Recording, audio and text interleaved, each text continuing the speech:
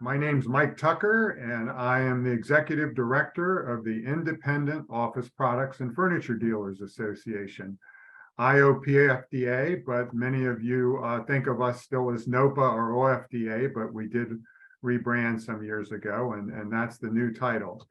I'm joined this morning by Tom Triplett. Tom is the Vice President of the Interiors Division of Triplett's Office Solutions. We're going to discuss a new survey that IOPFDA is doing called the Market Outlook Survey that's being handled by the Solomon Coyle Group. Over the last 3 years, Solomon Coyle has conducted a quarterly Market Outlook Survey, which provides a forward-looking intelligence to the contract furniture industry by capturing dealer sentiments on bookings, billings, back orders, and pipeline activity. The new survey that we're doing is going to include office products and janitorial and cleaning supplies, and is being made available to the office products industry and is free for office products or office IOPFDA members. So Tom, welcome. And I know you have a considerable amount of experience with this survey, and I would like to get a little feedback from you on that. First of all, how many years have you been doing the survey, and what data do you find most valuable? So we've been doing this for about 3 years, and I think it's an insight from your peers on trends that are going on somewhat by dealer size, because it can be sorted that way, as well as geography. And so you're able, especially on the geography piece, because you find that certain markets lead and certain markets trail. So if you know and understand your market, it can give you some insights of either things to come or things that have happened that might make sense.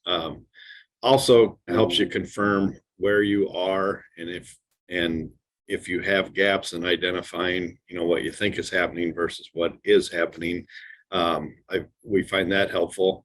And then also, as part of that trend piece, is looking at things like market segments. So some markets might be growing in those segments and other segments might be shrinking. So again, part of that trend. And it also maybe, depending on where you are in your dealership and what services you offer, there may be things that aren't applicable to your dealership because they aren't either areas or products that you serve. But if you see the trends and what's going on in those other markets, it's a good indicator of maybe a market that or segment that you would want to explore. And additionally, kind of realigning possibly your sales teams to certain market or product segments as well. Oh, very good. That's helpful, and I know a lot of dealers can relate to that. Who in your business usually completes the survey, and how long does it take them?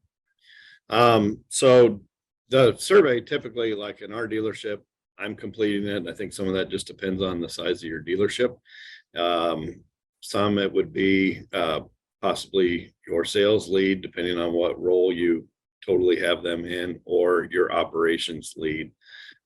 Again, depending on how you have your business broke down. From how much time does it take? The first one, you might be prepared to spend 20 minutes on it. After that, it's usually 5 or 10 minutes, because you know what's coming, you know what the questions are, and you've kind of got your data ready. Okay, well, pretty easy lift as surveys go. Do you think the new categories will require much more time? They don't. And again, I think it just depends on how your business is organized already. Okay, very good. And lastly, what advice can you offer dealers taking the survey for the first time?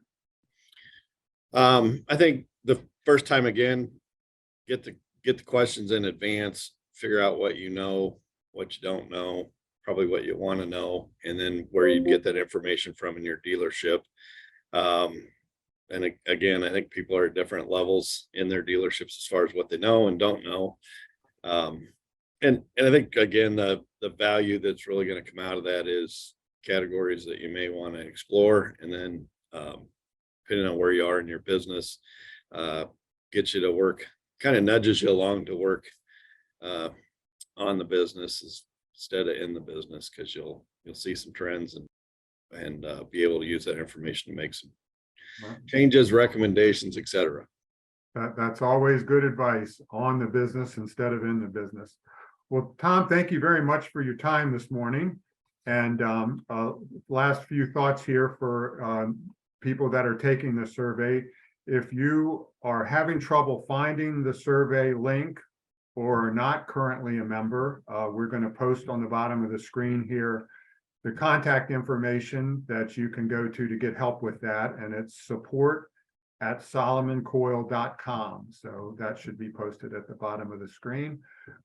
Thank you again, Tom. And thank you, everybody. I look forward to sharing the survey with you when it completes, probably towards the end of May. Thanks very much and have a blessed day. Bye-bye. Thank you.